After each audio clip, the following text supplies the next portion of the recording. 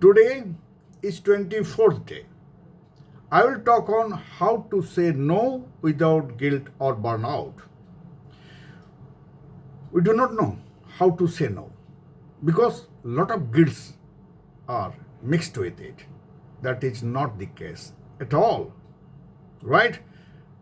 In this episode, you will understand the transforming power of saying no. I've designed these episodes for working professionals, empaths, homemakers, and leaders. Listen carefully. The difference between successful people and very successful people is that very successful people say no to almost everything. Warren Buffett said it. Who am I? I am Sekhar Kumar Dey, a best-selling author, resilient strategist, and a work-life balance coach. With my 40 years, more than that experience in Indian Air Force and in the large corporations, in the leadership roles, and coaching diverse individuals, I know the cost of people pleasing and the power of saying no with clarity. Here, try to visualize some real life scenarios. Here are 3 case studies who followed my strategy and see what happened to them. Ravi, an IT lead, accepts every after-hours request from his boss. He hasn't had dinner with his family in months. This is the cost he's paying because he is saying yes beyond working hour, day after day, with only hope that he may get a raise or he may lose job in either case. Surbhi, a social worker, feels emotionally drained after saying yes to every friend's need, even while neglecting her own health. This is bound to happen. If you extend your helping hand to A to Z everybody, where is the time for you to take your own care? It is bound to impact your health. Nilesh, a young intern, fears he shall lose his job if he doesn't say yes to weekend work, even when it's unfair and unpaid. Learn the tool. Learn the tool now how to say no. Here I give you a framework called the pause method. It is an abbreviation PAUSE. P for pause before committing. Don't be ever ready to say yes before listening it fully. Instead, give a pause, listen fully, assess the situation that can you, then only respond. A. Assess your priorities. After listening the request, anybody can request, even you can request somebody else. Why not? So requesting is not a problem. Problem is whether you are going to accept the request or not. So for that you have to assess your priorities. Are your priorities been addressed or can it be addressed in a scheduled time? If it is, then only you can take up. No? Otherwise, how can you? You use kind but clear boundaries. You must let it be known to others. Look, here is my boundary.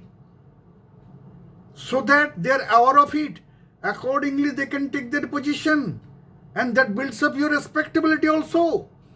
Yes, say no assertively, but not aggressively. I would have been happy, could I do your job? But my schedule don't allow me. Because at 6:30, I have my family dinner outing, right? Or my family time, right? You can always say that. So you need not to fight, you need not to be aggressive, not at all. E. Empower your yes by guarding it with a no. So when you say no in this process, you are actually guarding your own yes. Means you are taking your own care. And you should. A study in the Journal of Social and Clinical Psychology found those who overcome it have higher rates of anxiety and decision fatigue. It is bound to be. That too when those extra jobs you take and not able to complete, that snatches your brain energy. Be very careful. right? Assertiveness training has been linked to increased self-respect, lower stress, and better workplace boundaries, according to American Psychological Association. Following this transformation process of 5-step framework, see how the transformation took place. Ravi set a no work post 7 p.m. After 7 p.m., no work.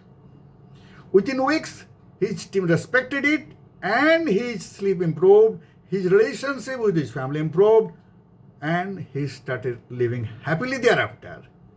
Surbhi started saying, "Let me check my availability," instead of automatic yes.